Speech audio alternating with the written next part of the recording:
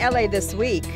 I'm Anna Marcos. LA's mayor is getting ready to roll out LA's earthquake early warning system, but there's plenty of other things Angelenos can do to get ready for the big one. I'm Rasha Goel. Up next, how LAX is offering a treat to the ears for passengers. There it is. The city of Los Angeles honors the late Batman actor Adam West by lighting the BatSignal atop City Hall. I'm Gil Reyes with more on this tribute, which includes words of wisdom from Robin the Boy Wonder, Burt Ward.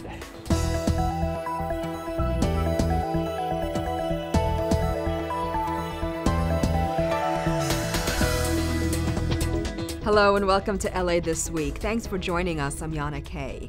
If you're not an immigrant, chances are you probably know someone who is, and the struggles they face starting all over in a new place.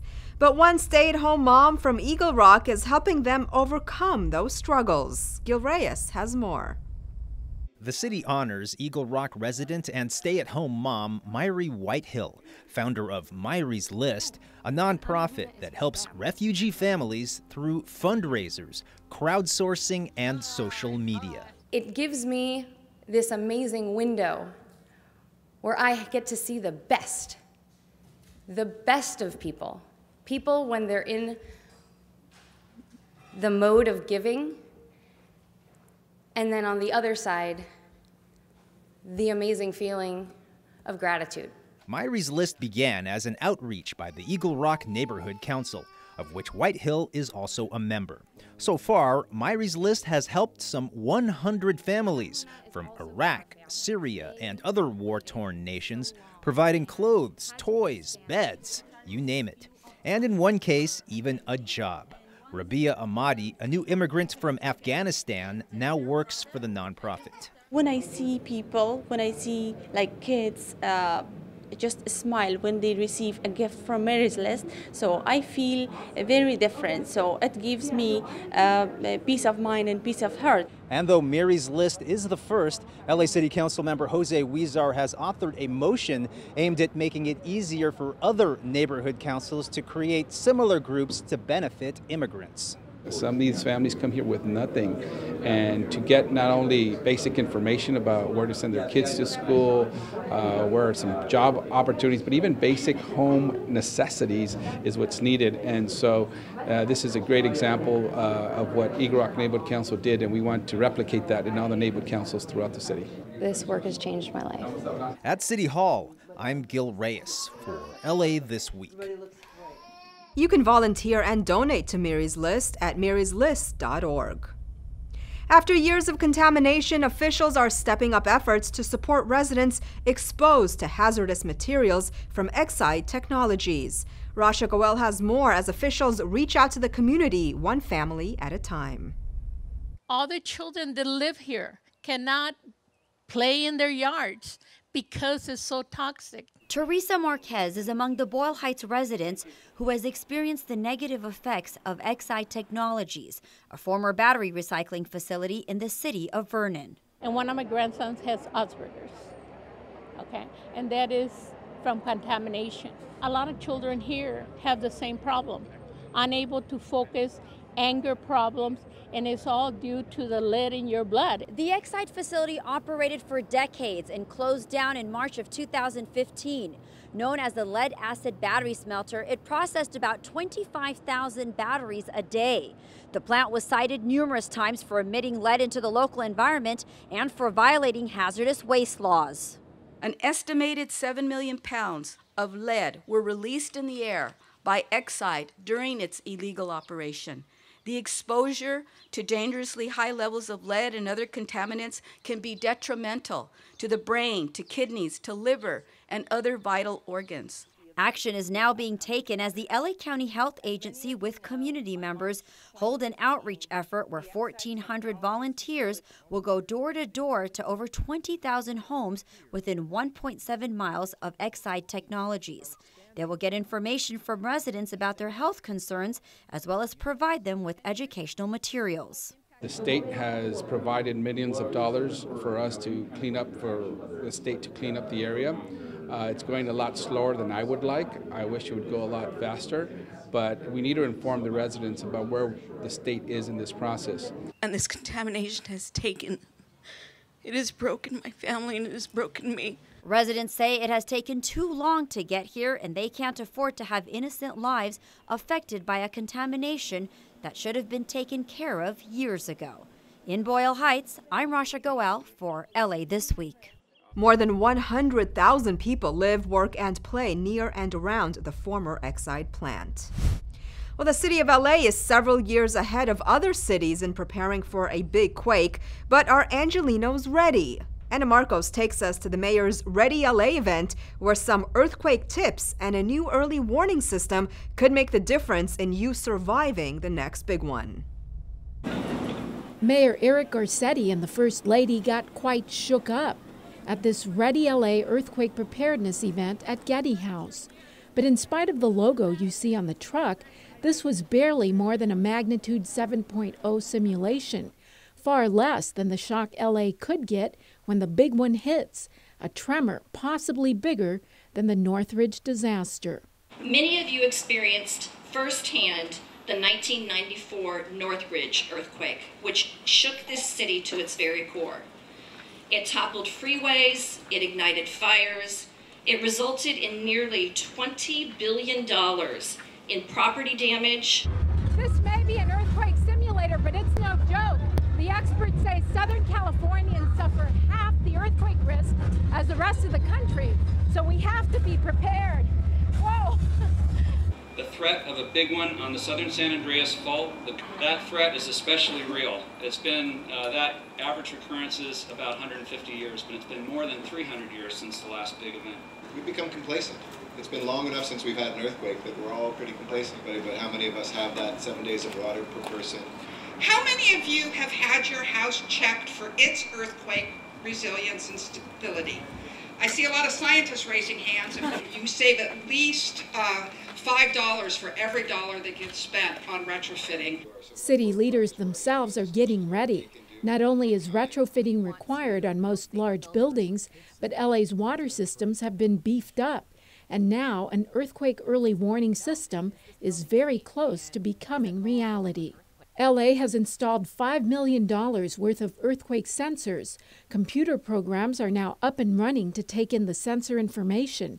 And next up, a system to notify Angelenos up to 30 seconds before a quake hits. We're developing a mobile app that you could download off of a store that it will give you the notification right to your smartphone. That app could be out next year. In the meantime, Angelenos get prepared. I'm Anna Marcos for LA This Week. Here's some basic earthquake tips. Have 7 days worth of water, non-perishable food, and emergency supplies. Have a family and a neighborhood disaster plan. Retrofit your home and fasten down large furniture. The council member representing LA Harbor promises more redevelopment as he's reelected to another term.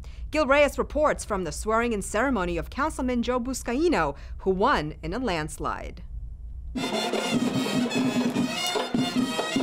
It is celebration time for South Bay City Council member Joe Buscaino. At the ceremony at Machado Lake, he pledges to serve the people of San Pedro, Wilmington, Harbor City, and Watts for a third consecutive term. According to the best of my ability. According to the best of my abilities. Congratulations, Joe. I love you, Dad. With his father, other family members, and council colleagues present, Buscaino, who poured more than $250,000 into his campaign, says he's focused on the Port of Los Angeles and making it the first zero-emissions port in the world. Also a priority, redevelopment. The passage of Measure P is expected to further boost construction improvements along the LA waterfront. As for public housing, there's a new and improved Jordan Downs housing complex in the works, being added modern apartments, green space, and retail. There are tremendous economic benefits from new developments, such as affordable housing and lower rents, enhanced streetscapes, new public infrastructure, increased public safety, and really good paying construction jobs. But we need development. We also need smart development that addresses residents' concerns so that we preserve our single-family neighborhoods while increasing density in locations where it makes sense. He is beloved on the Los Angeles City Council. The popular Buscaino, a former LAPD officer, secured 75% of the vote during the March elections, more than any other incumbent on the city council. In Harbor City, I'm Gil Reyes for LA This Week. Buscaino was previously elected in 2012 to fill a vacancy, and he was elected again in the 2013 elections. Due to changes in the election cycle, this third term is set to be his longest at 5.5 years. Well, kids in LA's downtown have few green open spaces to visit, but they're about to get a new park on the LA River. Anna Marcos takes us to the Albion Riverside Park groundbreaking. These kids are about to get a lot more green open space to play in. This downtown community just helped break ground on a new 6-acre park, Albion Riverside Park, near the LA River. It will be an extension of the already existing Downey Park. It is going to change the face of this neighborhood. It's going to have a fitness center, a new children's play area, some soccer fields. Yeah, basketball courts, baseball fields are going to be improved. But, you know, this is a historical place. Go back a couple hundred years and imagine the pobladores who came through here. Because regardless of who you are and where you come from, the hue of your skin, your zip code, and yes, your legal status, all of our children deserve access to green parks and open space. The importance, the significance of us being here this morning, we're laying the foundation. We're building the infrastructure for building communities and building families. The park project has funding from several state and local bonds, including Prop O, the local clean water bond. One of the most important features of this project is that it will capture stormwater and reduce pollution into the LA River. And it's projects like this one that will help produce a cleaner river and a cleaner ocean. It's time for us to start spending more quality time together, trying to succeed in life nowadays, because there's a lot of gangs, a lot of street things going on that we're not proud of. So it's time to just spend family time. And in 1.5 years, when the new park opens, kids will hit the field running. I'm Anna Marcos for LA This Week. The new park will also get walking and bike paths, trees, and an open meadow. To the bat polls as LA goes Gotham for the late Batman actor Adam West. Gil Reyes has more on this spotlight honor for TV's Bright Night. Gil. Holy tributes, Yana. Check it out. The iconic BatSignal lit atop City Hall right behind me. You know, so many great actors have played Batman over the years, but for especially people who are over 30 years old, Adam West's Batman is the one we all grew up with, the one we all love. Adam West passed away on June 9th. Tonight, the light shines for thee.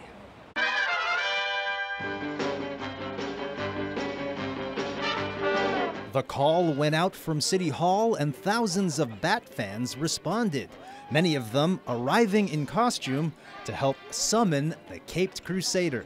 So I'm a real-life chief of police, and I cannot tell you how many times I have wanted to turn on the bat signal. There it is. City Hall honors TV's first Batman, Adam West, who died after battling leukemia. At the ceremony, West's family and actress Lee Merriweather, one of the stars who played Catwoman. We don't have him here physically, but let me tell you, I think we got him here spiritually. Actor Burt Ward played Robin the Boy Wonder, Batman's crime-fighting companion in the campy 60s series popular with kids who've since grown up. He had a message for Bat fans. He would tell you that we're all on this planet for such a very short period of time. To make the most of every day you're here, to be with your family, be with your friends, be kind to people, and to be joyous because he spent his entire life as a performer making people happy, making them laugh, and trying to make this world a better place. So thank you for coming out. Wowie zowie! Mayor Eric Garcetti mentioned West's charity work with Camp Rainbow Gold for kids with cancer. You don't have to wear a cape. You don't have to be a movie star. You don't have to wear a badge or get elected mayor to make a difference and to be a hero. And he just had that same earnestness and fun about him, which really, I think, set him apart and made him iconic. Because he was the bright knight, after all. Yes. I feel like he'll remain in our hearts forever. At City Hall, I'm Gil Reyes for LA This Week. In lieu of flowers, fans can make a donation to Adam West's favorite charity, Camp Rainbow Gold for Kids with Cancer, and that's camprainbowgold.org.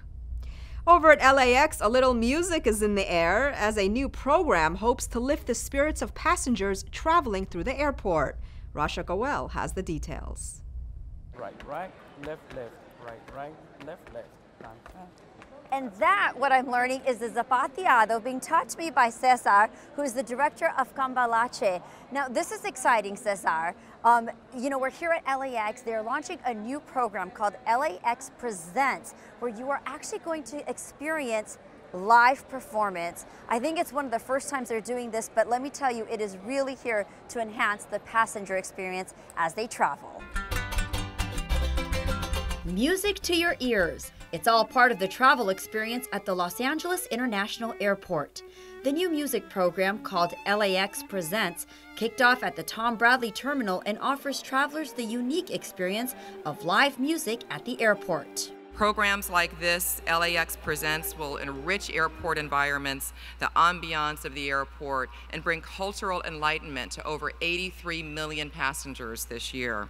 The pilot program is in collaboration with Grand Performances, well known for creating free access to global performing arts in Los Angeles. They have been producing concerts in downtown LA for 31 years. Each LAX Presents showcase will be 45 minutes to an hour of classical and popular music. For the kickoff event, a classical quartet under the direction of Russian cellist Evgeny Tonka and Cambalache, a group of musicians from East LA, shared their musical talents.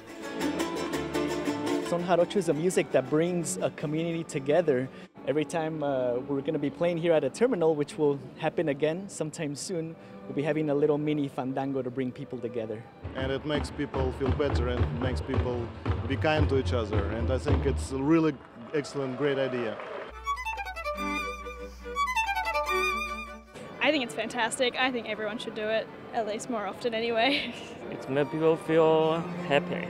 Not only will the music represent the diversity of Los Angeles, but officials say it's a universal language that helps people connect. It'll help connect our travelers to our local talent.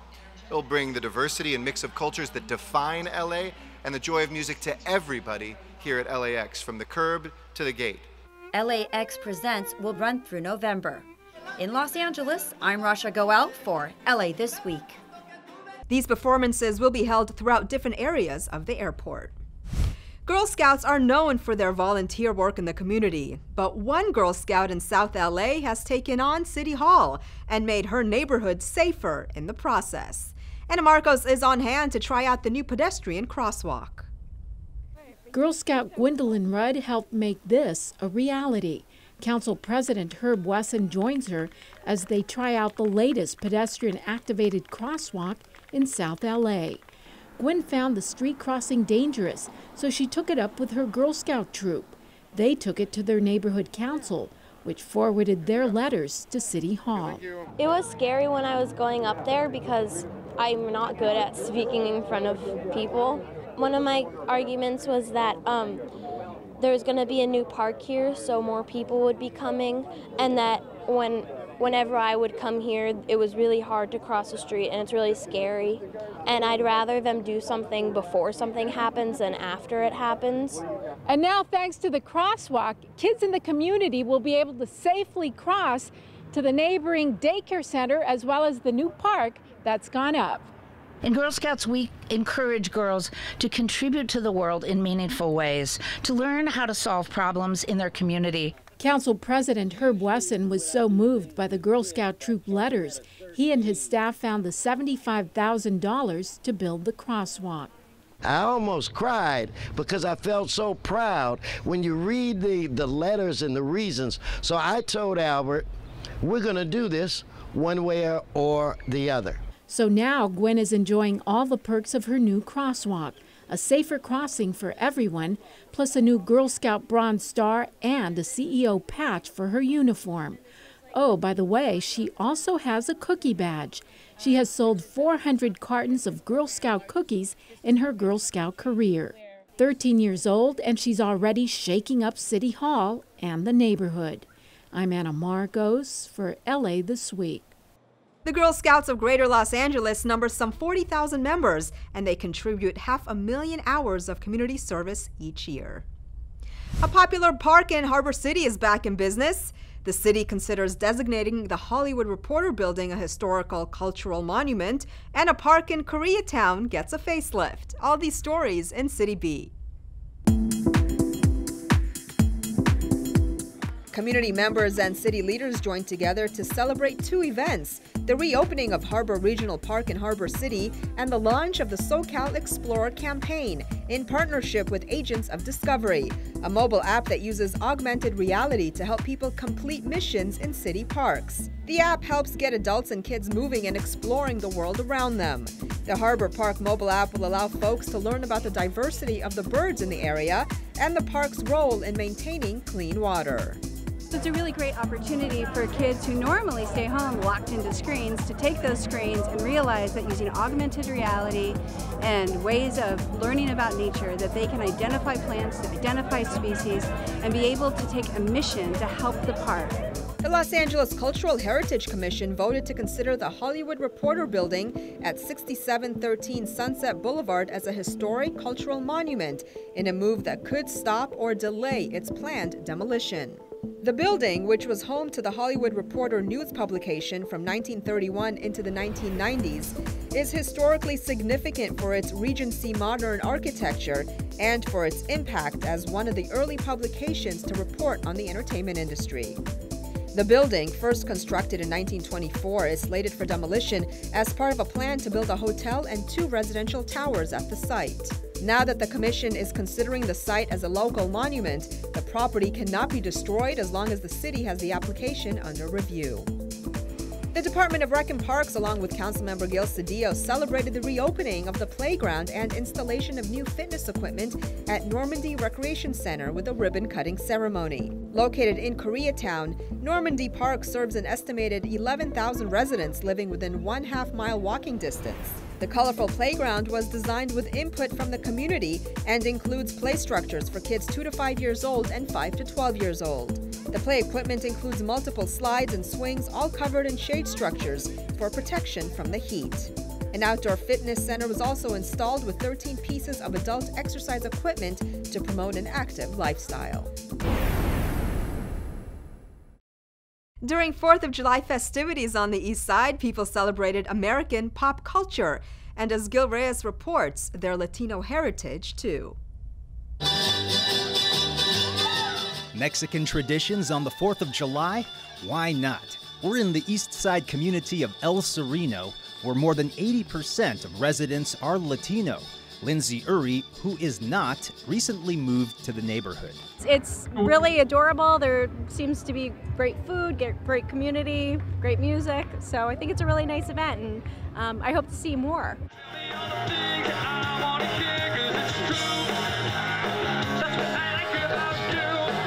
And what has become as American as apple pie is 80s music, popularized on MTV when many LA immigrants and their children were growing up.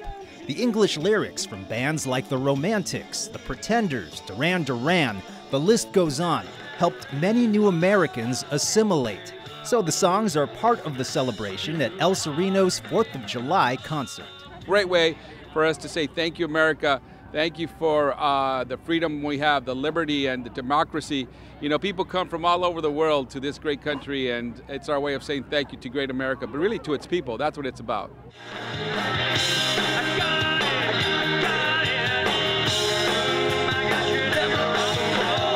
Families embracing American pop culture, while proudly displaying their Latino roots. In El Sereno, 67% of residents are of Mexican heritage. From 4th of July festivities on the East Side, I'm Gil Reyes for LA This Week.